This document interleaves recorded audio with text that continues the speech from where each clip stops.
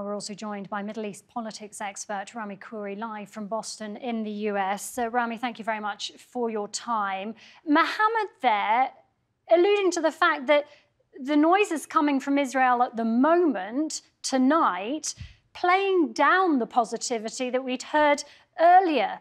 How much progress is Blinken actually making here on his fifth visit to the Middle East? Is he trying to allude to the fact that it's more positive than it actually is?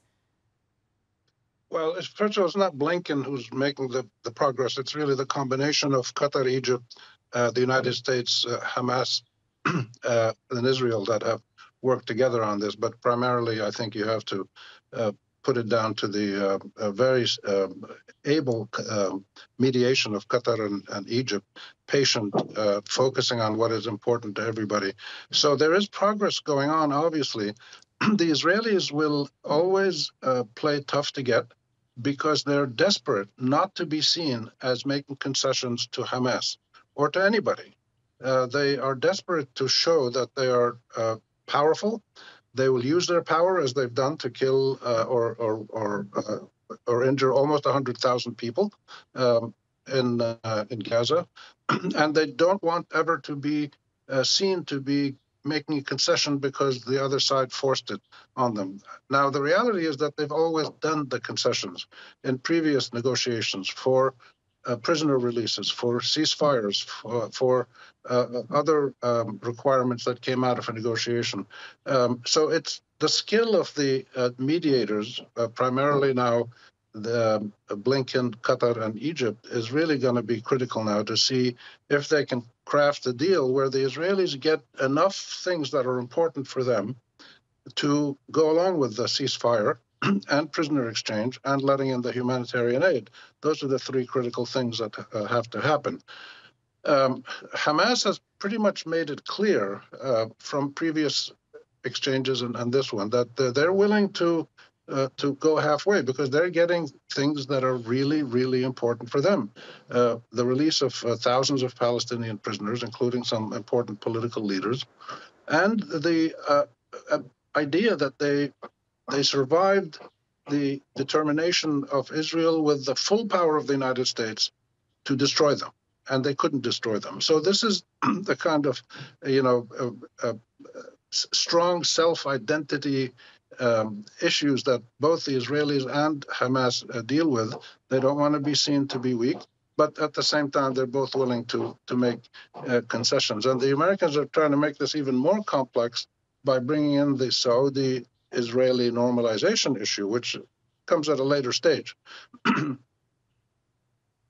So when Blinken brings with him to Israel on Wednesday Hamas's response, has he still very much got a fight on his hands? I don't know if it's a fight or a really tough negotiation, because the problem in Israel is that Netanyahu has competing pressures on him from the families of the hostages, from the public.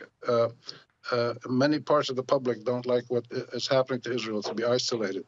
From the realization that Israel is now subjected to scrutiny by international law, the International Court of Justice and other courts are hearing complaints against Israel. The fact that much of the world calls what Israel is doing genocide. All of these things create pressures, and you've got the right-wing settler, super-nationalist fascists in Israel who are in the government, and they're blocking the humanitarian aid. So you've got these very competing pressures on him, including now the American president basically saying, you've got to wind this down and you got to start negotiating for a Palestinian state. It's very hard to reconcile all of those sides, all of those points of view. And the assumption by most people who follow this closely is that whenever the moment comes that a permanent ceasefire happens and people try to shift to the next stage of a political negotiation, it's not going to be Netanyahu leading that government, probably. So we'll see. And of course, we don't know who's going to be leading the Palestinian side. There are huge issues that are not answered yet, but that are absolutely central to any kind of progress, both in the short term and in the longer term. But it's a very decisive moment. It could be a historic moment. And I think the biggest benefit from this is that we can all reaffirm once again why talking is much more effective than fighting. Fighting just creates massive destruction and trauma on all sides. Talking, negotiating, gives you a chance to make progress that satisfies the basic essential needs of all parties. And Rami, on that talking is much better than fighting, Blinken also reiterating the US doesn't want an escalation in tension in the region, but saying that the US will respond to violence. We've already seen strikes. What's Blinken trying to convey here? Well, again, it's the tough guy image that the US wants to show the world, especially these uppity Arabs, that, nobody can kill Americans, nobody can push them around, nobody can tell them where they can or cannot sail their boats.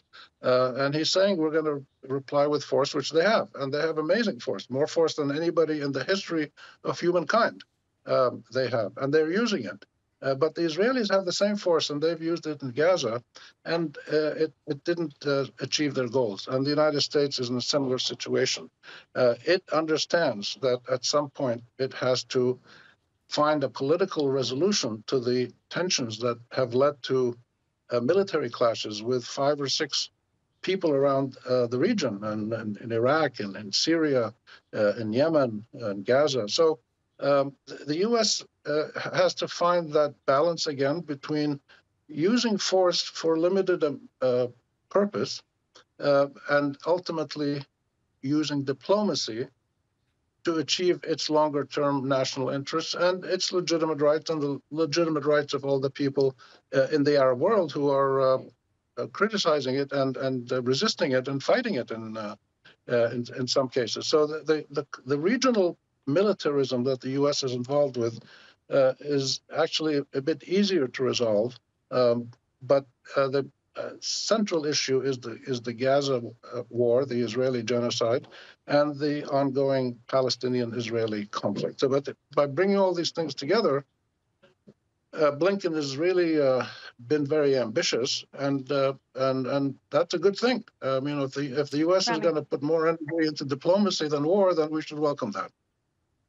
Rami, thank you very much for your time. Rami Khouri speaking to us from Boston there.